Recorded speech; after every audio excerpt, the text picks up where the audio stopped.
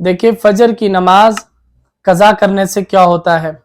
देखिए चाहे फजर की नमाज हो, जोहर की नमाज हो, असर हो, मगरिब इशा हो, ये 5 वक्त की नमाजें हम पर फर्ज है।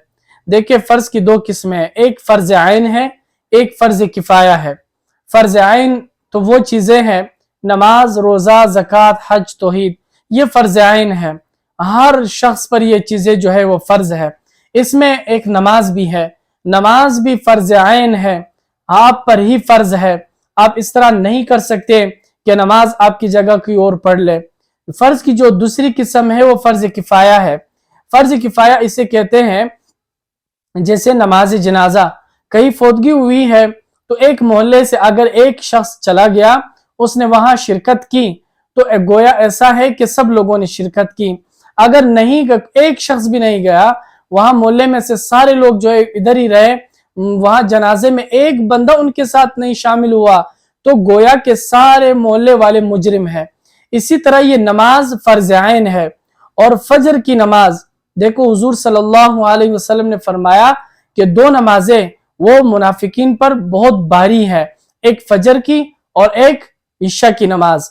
फजर की नमाज का सवाब जो ज्यादा है वो इसलिए कि इसमें मुशक्कत ज्यादा है, तो इसीलिए चाहे कोई भी नमाज हो उसका सख्त गुनाह है, हमेशा ना छोड़ा करें। और यहाँ तो कोई कह रहा है कि हमेशा मुझसे कज़ा होता है और मैं उठ जाता हूँ फिर पढ़ता हूँ, तो इस तरह नहीं करना चाहिए। सख्त गुनाह है, चाहे जो भी हो, किसी भी तरह तुम्हें उठना पड़े, तुम्हें उठना पड़ेगा। ऐसा नहीं होगा कि आप जो हैं वो अपनी मर्जी के मुताबिक उठते हैं। दीन मर्जी का नाम नहीं है, बल्कि दीन अल्लाह का हुक्म है, और उस तरह हुक्म है जैसे अल्लाह चाहता है। अब अल्लाह जिस तरह अल्लाह ताला का हुक्म है उसी तरह ही आपने पढ़ना होगा। इन्न सलात कानत अलल मुमिनीना किताबम मौकूता। तो इस आयत को आप देख ले कि अल्लाह ने मुकर्रर वक्त पर मोमिनों पर नमाज जो फर्ज की गई है। अब ऐसे नहीं होता कि एक शख्स कहे कि मैं अपनी मर्जी के मुताबिक इशा की नमाज पढ़ूंगा, अपनी मर्जी के मुताबिक वो मगरिब पढ़ूंगा। हरगिज नहीं हो सकता, हर नमाज का अपना टाइम है। तो हमेशा कज़ा करने से, आपको पता है कि एक फर्ज नमाज कज़ा करने से 2,88,00,000 साल एक शख्स जहन्नम में जलेगा। और देखें शिर्क के बाद, शिर्क बहुत बड़ा गुनाह है, यानी अल्लाह के साथ किसी को शरीक ठहराना।